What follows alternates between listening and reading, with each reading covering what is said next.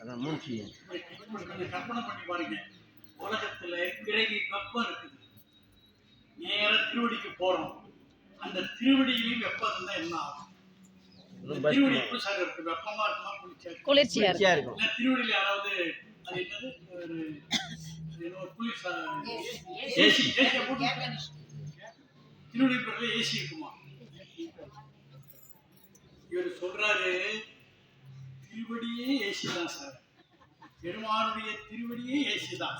தனி தனி குளிர்ச்சி ஆர்வம் நிறைந்த குளிர்ச்சி நிறைந்த பாதம் திருவடி வந்து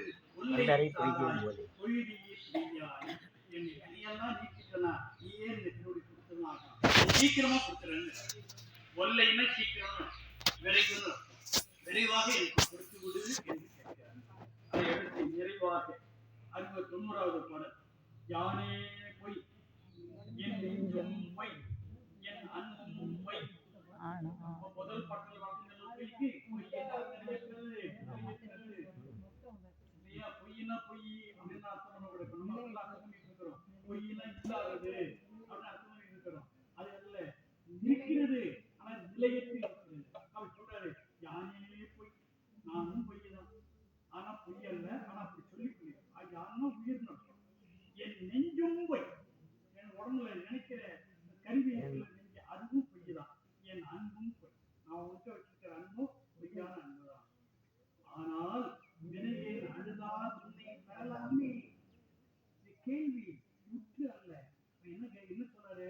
நான் பொய், என் மனசு பொய், இந்த மனசை வச்சு ஒக்க வச்சிருக்கிற அன்பு பொய், எல்லாம் பொய்யாக இருக்கின்ற பொழுது நான் மட்டும் அப்படியே நடிகர் மாதிரி நடிப்பு மாதிரி அழுது விட்டு நடிச்சான். நாடகத்தால் உண்மையா அவன் ஏமாளியாவன் அப்படி மாட்டான். அதைத்தான் சொல்றாரு. உன்னை வினையேன் அழுதால் உன்னை பெறலாமே, பெற முடியாது என்பது கருத்து. பல பேர் என்ன சொல்றாங்க? அழுதால் உன்னை பெறலாம்னு கருத்து சொல்றாங்க. இது கேள்வி முற்று அல்ல. எல்லாருமே தான் அழுகுறோம். எல்லாருமே அழுகுறது எங்க இறைவன் போக்குறான். எனவே யானே பொய் என் நெஞ்சும் பொய் என் அன்பும் பொய், ஆனால் வினையேன் அழுதால் உன்னை பெறலாமே என்றால் பெற முடியாது. அப்போ அழுகை எப்போ வரணும்? எது உண்மை என்கை? யான் உண்மை, யானும் உண்மை, என்னுடைய நெஞ்சும் உண்மை, அதுவும் மெய்யே. அதை வைத்து உயிர் கொள்கின்ற அன்பும் மெய்யா இருக்கும். எல்லாம் மெய்யாக இருந்தால் அப்பொழுது வருகின்ற அழுகை இருக்கிறது. அந்த அழுகை நிச்சயமாக உடைய திருவடி பேற்றை பெற்று தரும். ஆனா பொய்யாக அழுதால் ஒரு காலம் திருவடி கிடைக்காது. இதெல்லாம் கருத்துல சொல்லணும். சும்மா நம்ம கஷ்டத்தெல்லாம் நினைச்சு நினைச்சு அழுதா அவன் திருவடிக்கெல்லாம் கொடுக்க மாட்டான். ஏன்னா உத கொடுப்பான். ஏன் இன்னும் திருந்தல இருந்தாம ஏன் எழுதிட்டு இருக்கிற உத கொடுப்பான்னு திருவடிக்கெல்லாம் கொடுக்க மாட்டான். அவன் உண்மையா இருக்குங்கிற அதை ஏனே அம்பே கண்ணின் கழிவே. நமக்கு உலகத்துல அந்த காலத்துல இந்த மூணை விட்ட இனிப்பு தெரியாது. கரும்பு இனிக்கும், அமிர்தம் இனிக்கும், கருப்பன் சாறு இனிக்கும், இல்ல கருப்பு கட்டி இதெல்லாம் இனிக்கும். அமிர்தத்தை சாப்பிட்டு பார்த்தவங்க யாரும் சொல்லல. நம்ம உலகத்துல சொல்றோம். உலகத்துல அது ஒரு அமிர்தம் இருக்குது. நல்ல உணவு தாங்க அமிர்தம். காற்று அமிர்தம், நீர் அமிர்தம், மண் அமிர்தம், இவற்றால் சேர்ந்த உணவு அமிர்தம். அந்த காலத்துல இருந்தது. சாப்பாடு சாப்பிடுதுன்னு ஏவாமா மாதிரி இருக்கு சார் அப்படின்னு இன்னைக்கு அப்படி சொல்றோமா? சரவண பவன் ஓட்டுற மாதிரி இருக்கு. அமிர்தமா இருக்குன்னு யாரும் சொல்லணும். ஏன்னா அந்த மாதிரி கதையெல்லாம் இல்ல, எல்லாம் மாறி போயிடுச்சு.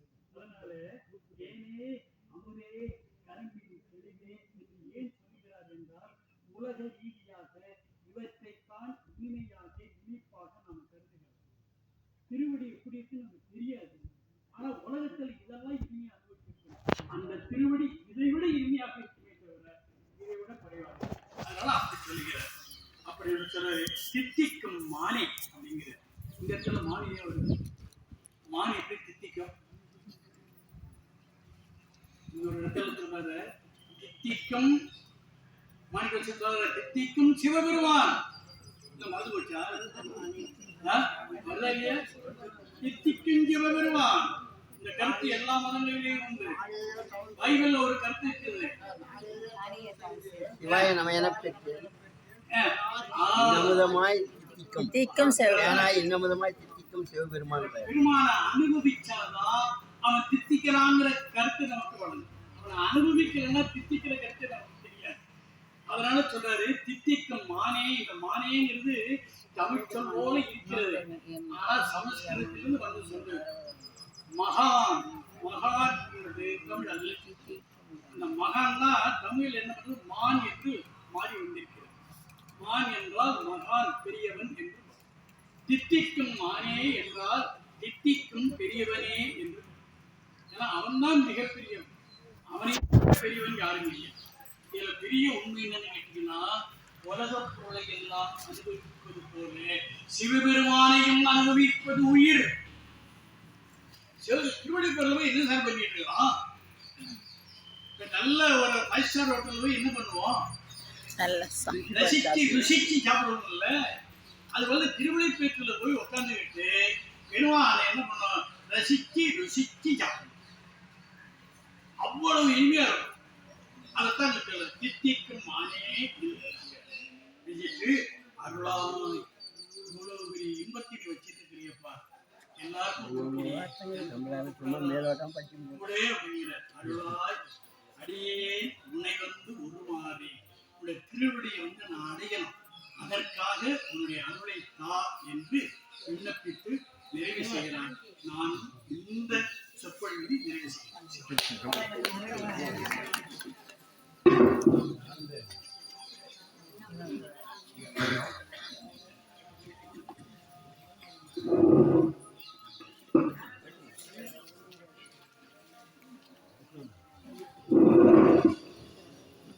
அடியார்களுக்கு வணக்கம். இந்த உடம்பு பெருமாள் எது கொடுத்துருக்காரு, நிறைய சொல்லிட்டு இருக்காரு. அவரு சும்மா ஷார்ட்டா ஒரு வரியில சொல்லியிருக்காங்க, சரிங்களா? அவனுடைய யாக்கை இருக்கு. ஆனைந்து ஆடும் அரண்பணிக்கு, ஆனைந்து ஆடும் அரண்பணிக்கு.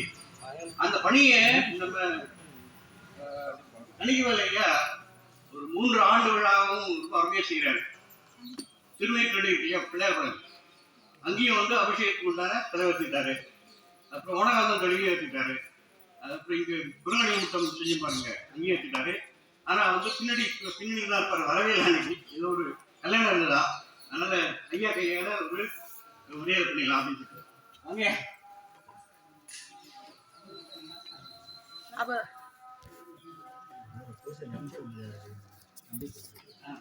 பிள்ளையார் படம் வீட்டு வடலா 2 போன வீடு அவங்க வீடு.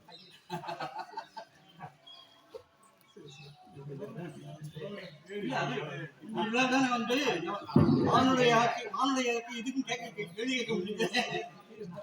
ஏகம்பத்திரையந்தாய் போற்றி, ஆரம்பெருமானாய் போற்றி, காமாயகனத்திரளே போற்றி.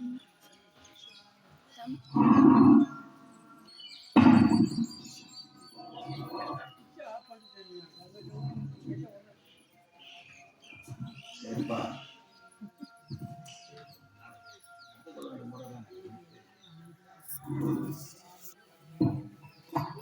தென்னாடுடைய சிவனையை போற்றி. எண்ணாமத்தவர்க்கும் இறைவா போற்றி. பெரியோர்களே, நம்முடைய மகிழ்வுக்கு முன்னாடி இப்போது சிறப்பு செய்கிற அன்பரை பற்றி நம்ம சொல்லுவோம். சிறப்பு பெற்ற அன்பர் அவங்க எல்லாம் நாங்கள் வந்து பேரறிஞர் அன்னிவிளையல் மொழியார், பேராசிரியர் வஜ்ரவேல் மொழியார் மற்றும் பூசை நமச்சிவாய மொழியார் குடும்பத்தோடு பழைய நமச்சிவாய மொழியார் என் இல்லத்துக்கே வந்து 4 நன்மை மாதிரி பாடலாம் சொல்லி இருக்க கொடுக்கல. காஞ்சிபுரம் தான் அவங்க. அவங்க இல்லத்துக்கு வந்து ராமலிங்க அடிகள் வந்து பாடம் கற்றுப்பாங்க. அவங்க தாத்தா ஆறுமுக மொழியார் வந்து தறி நெய்து கொண்டே பாடம் சொல்வது வல்லவங்க. அந்த மண்டபத்தில் வந்து தமிழ் வித்வான்கள் நிறைந்த தெரு அது. அங்கே திருவாரூர் தம்பிரான் சாமிங்கெல்லாம் கூட அங்கே வந்து பாடங்கள்லாம் கேட்டு போவாங்க. அந்த தெரு வந்து புலவர் கூட்டம் நிரம்பியதாகவும் தமிழ் மாணவர் நிரம்பியதாகவும் அந்த தெரு இருக்கும் மண்டபத்தில். அந்த இல்லம் பழமையான இல்லமாக இருக்கும்போது நாங்கள் பிரவேசிச்சதையும் பழகிருக்கேன். கால ஓட்டத்தில் அந்த இல்லத்தை மாறுபடுத்தி நவீன கட்டணமாக கட்டியிருக்காங்க. அதை இடிக்காமலே வச்சுருந்தாங்க. ஒரு காலகட்டத்தில் வளரார் வந்த வீடுன்னு ஒரு மகிழ்ச்சியோடு வச்சுருந்தாங்க. ஆனாலும் வந்து அது ஒரு கால கோலத்தில் வந்து அவங்க இப்போ அது நாகரிகமாக பங்களாவாக கட்டியிருக்காங்க அந்த வீட்டை. மற்றபடி அவங்க பெரியப்பா பூசை நமச்சிவாய மொழியாரும் சரி, அவங்க அப்பா கன்சாய மொழியாரும் சரி, அருமையான புலவர்கள். கவிராஷ்டிர கட்சி முனிவருக்கு நம்ம விழா எடுத்திருந்த காலத்துக்கு அதுக்கப்புறம் வந்து சுந்தரமூர்த்தி யாருமா பேசுறீங்க ஒரு 4 நிமிஷம் இருந்தோம்.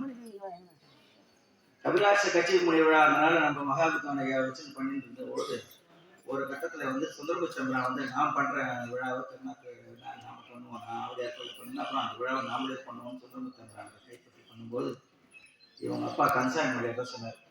அண்ணா கிட்ட வந்து நாலு என்ன பாடலையே சிவபிரகாஷ் சாமியார் அவர் எங்கேயா பொறுத்தாரு நம்ம ஊருக்காரு இல்லையா, அவருக்கு விழா எடுன்னு சொன்னாங்க. அதுக்கப்புறம் 92ஆவது ஆண்டுலேருந்து 97, 98 வருஷம் வரைக்கும் பேரறிஞர் அந்நிலையை கொண்டு மயிலும் மடாதிபதிகள்லாம் வந்து அப்போ வந்து போகிறாங்க. தொண்டை மடாதிபதி வளாகத்துக்கு நம்ம வந்து விழா கொண்டாடணும்.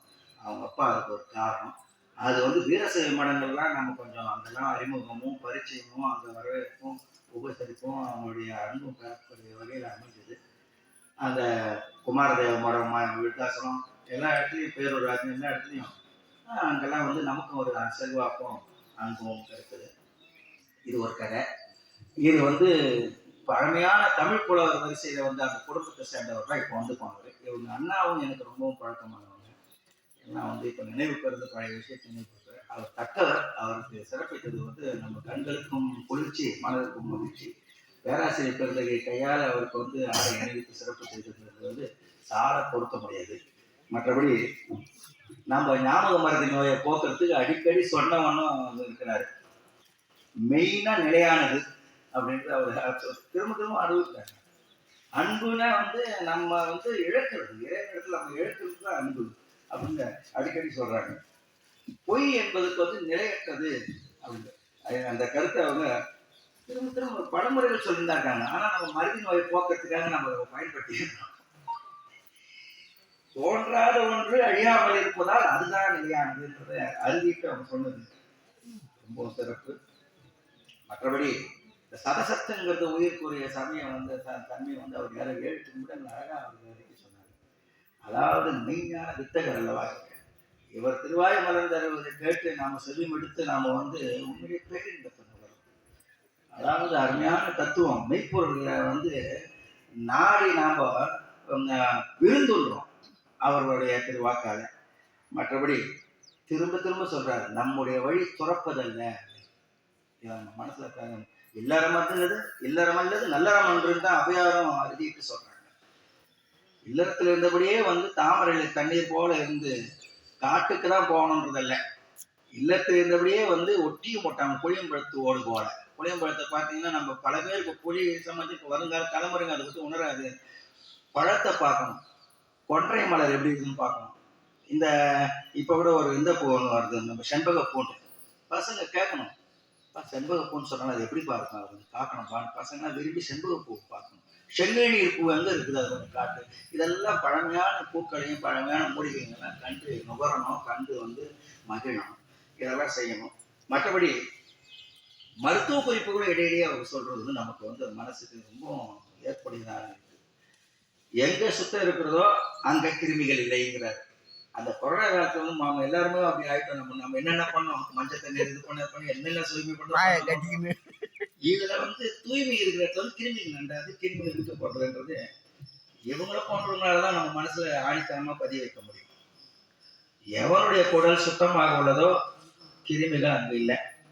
அசுத்தம் இருந்தால் கிருமிகள் பெருகும் அப்படின்றதையும் விளக்கமாக சொன்னாங்க. பிணி என்பது பிடித்தல், அந்த பற்று, அதாவது கெட்டியாக பிடித்துக் கொள்வது, அதை பிடித்தல்ன்றது விதி வயத்தினால்தான் வந்து அது வருவது. அது பிணி என்பது என்னன்னாக்கா விதி வயத்தால் வருவது அப்படின்றது சொல்லியிருக்காங்க. இந்த விதிங்கிறது 3 வகையாக அவங்க வந்து சொல்லியிருக்க விஷயமும் வந்து உள்ளபடியே எனக்கு வந்து அதை நம்ம ஒப்புக்கொள்வது உள்ளபடியே அது ஏற்புடையான விஷயம். என்னன்னா பிறப்பு, இறப்பு, போகம், இது 3ம் தான் விதி அப்படிங்கிறத அவங்க அந்த புத்தகத்தை பற்றி அவர் சொன்னார். இந்த புத்தகத்தை எல்லாரும் யாரையும் பட்சமோ என்னமோ நான் சிவஞான போதம் மாபாடின்னு வச்சுருக்கேன். அவரு ரத்னசபாவதியான கல்யாண சந்தை பற்றி யாருன்னு வச்சுருங்க. 10 பக்கம் தாண்ட முடியல. உடனே அது தரக்காணியாட்ட தலைக்கு வச்சுக்கணும் இல்லையா, பக்கத்தில் போட்டு அணைச்சி நம்மன்னு பார்த்துங்க ஊட்டி படிக்கணும். அதை அழகாக படிச்சுட்டு வந்திருக்காங்க பெரியவங்க. அந்த ஐயா அவர் டக்குன்னு அவர் பேர் ஞாபகம் வரல. ரங்கநாத பெருமான் வந்து ஒரு அழகா பெருமான்னா பெரியவர். படிச்சுட்டு வந்தோம். வாத்தியாரா எல்லாருமே வாத்தியாரா நான் என்ன பேசுறீங்க வாத்தியாரா. இப்போ புலமை பெற்றிருந்தால்தான் புலவர்னு சொன்னாங்க. ஆனால் வந்து இப்ப ஆசிரியருக்கு அத்தனை பேரும் புலவர் சொல்லப்படுகிறது இந்த காலத்துல. புலமை பெற்று நுனிப்பெயல் மேய்ந்திருந்தாலோ இல்ல சிலபஸ் படிச்சுட்டு வந்து ஆசிரியர் வேலைக்கு வந்தாலோ புலவர் இல்லை. அடிமுதல் முன் வரை கற்று அதான் தொழிந்த புலமை, ஆழ்ந்த வல்லமை இவர் இடத்துல இருக்குது. ஐயா வேண்டிய சைவ சித்தாந்தம் 3 வருஷம் படிச்சு வந்தாச்சு. ஐயா வேண்டியதான் படிச்சது. அதனாலதான் அதுல அந்த சைவ சித்தாந்தம் மாம்பழத்துல வருவாருங்க. போட்டு என்னுடைய தலையாட்டு நோட்டீஸ் கொடுப்பாங்க. திருமால் தலங்களையும் சேர்த்து இணைச்சிருப்பேன். அவர்கிட்ட நான் வந்து உள்ளபடியே வந்து தோசை கட் பண்ணி வாங்க. எதுக்கு சொன்னோம்னா மோதிர கையால குட்டப்படணும்னு சொல்லுவாங்க இல்லையா. அவர் சிவபரத்துவ நிச்சயம். அவர் ஆகிரச சர்மாலாம் இவருக்கு தெரிஞ்சிருக்கோம். மாம்பழத்துல பாலகிருஷ்ணன் தெரியல இருந்தாங்க.